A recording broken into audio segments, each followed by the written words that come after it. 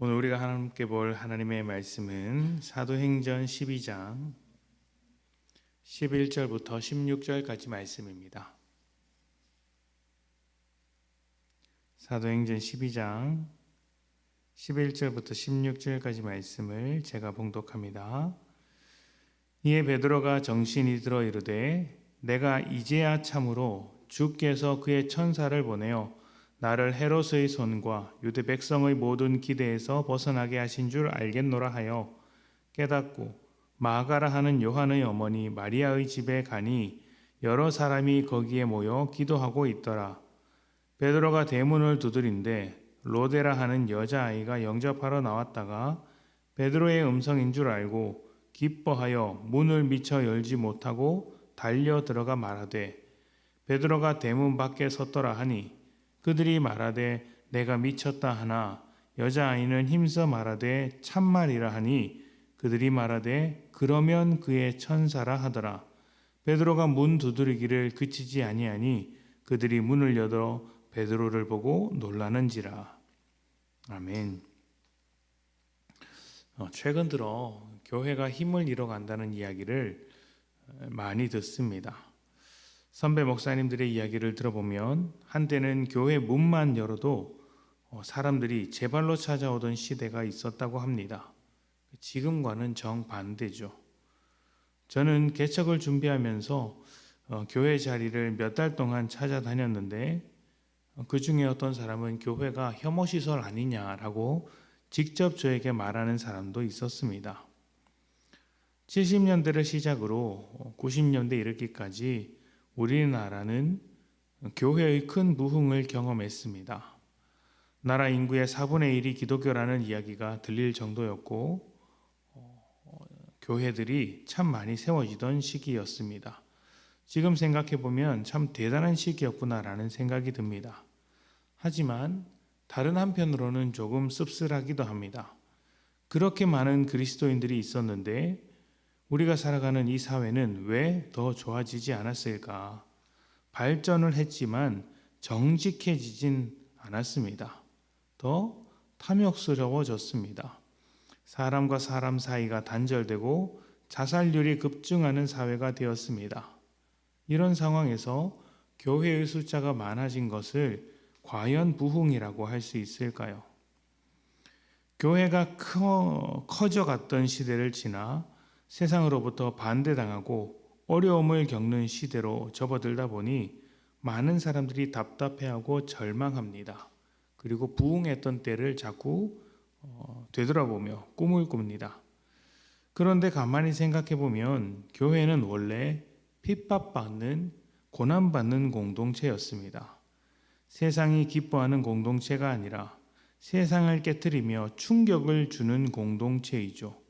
세상과 다르게 살아가는 공동체입니다. 그래서 고난과 핍박은 우리가 가진 영광과 십자가의 영광과 뗄 수 없는 것이라고도 이야기를 합니다.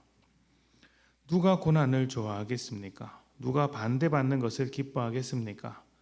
잘 되려면 고난보다 편안함이 있어야 하고 반대보다 찬성이 많아야 합니다. 세상 모든 사람들이 찬성하는 일을 해야 잘 나갈 수 있는 것이죠. 그런 측면에서 교회는 조금도 잘 될 수 없는 공동체인 것입니다. 그런데 사도행전은 교회가 뻗어나가는 이야기를 기록하고 있습니다. 성장하는 이야기를 기록하고 있죠. 그리스도인들이 날마다 많아집니다. 어떻게 이런 일이 가능했을까요? 교회는 세상이 반대할지언정 하나님께서 찬성하시는 공동체이기 때문입니다. 그래서 세상의 어떤 조건 덕분에 성장하는 것이 아니라 하나님의 일하심이 교회를 세우고 하나님의 일하심이 교회를 지켜가는 것이죠. 헤롯이 정치적인 이유로 야고보를 죽였고 베드로를 감옥에 잡아넣었습니다. 사도들 중에 핵심적인 두 인물이 연달아 좋지 않은 일을 겪게 되자 교회는 절망합니다. 그래서 사람들이 기도하고 있었던 것이죠. 어떤 기도를 했을까요? 감옥에 갇힌 베드로를 풀어달라고 기도했을까요? 그건 아닌 것 같습니다. 왜냐하면 그들은 베드로가 풀려날 것이라는 기대를 전혀 하지 않았기 때문입니다. 당연히 죽었다고 생각을 했습니다. 오죽했으면 문 앞에 베드로가 있는데도 그 소식을 전한 아이에게 미쳤다라고 말했겠습니까? 그들의 기도는 현재 처하고 있는 고난과 현실에 대한 기도였을 것입니다. 예수님께서 십자가에 못 박혀 죽으셨을 때 제자들이 모여서 두려워했던 것처럼 야고보와 베드로에게 닥친 일이 지금 자신들의 일이 될 것이라는 두려움에 기도했던 것이죠. 절망의 기도입니다. 물론 기도의 내용이 구체적으로 나와 있는 것은 아니기 때문에 아닐 수 있습니다. 그러나 베드로를 위해 기도하지 않은 것은 확실해 보입니다.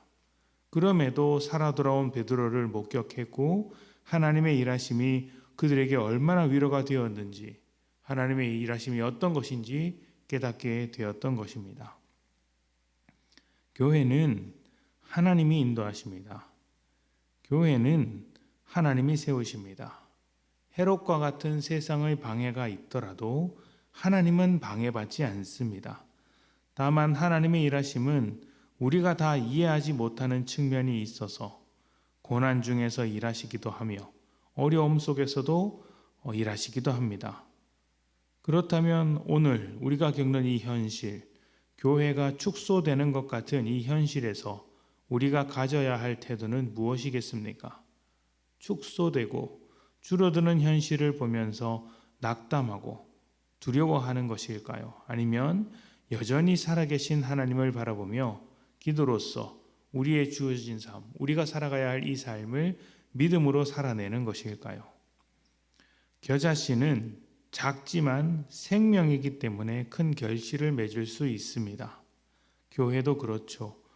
때로는 축소되고 때로는 확장되는 그러한 모습을 띠지만 본질적으로 하나님의 생명을 품고 있다면, 복음이 있다면 언제든지 결실이 있습니다. 하나님의 일하심이 바로 여기에 있는 것이죠. 교회가, 성도가 하나님의 생명, 복음을 놓치지 않도록, 믿음을 버리며 살아가지 않도록 끝까지 붙들며 살아가도록 인도하시는 것입니다. 그러한 인도하심 앞에 우리가 내놓아야 할 최고의 반응이란 그 생명의 씨앗, 복음을 붙잡고 하루하루 믿음으로 최선을 다하는 것입니다. 교회뿐만 아니라 여러분의 형편과 상황도 축소되는 것 같은 어떤 위기가 찾아올 수 있습니다. 그렇더라도 믿음을 내려놓지 마십시오. 하나님이 여전히 여러분 속에서, 여러분 삶 속에서 일하시는 중입니다. 이렇게 일하시는 하나님을 깊이 생각하며 우리의 그 생명, 복음으로 승리하시기를 축복합니다. 우리 함께 기도하겠습니다.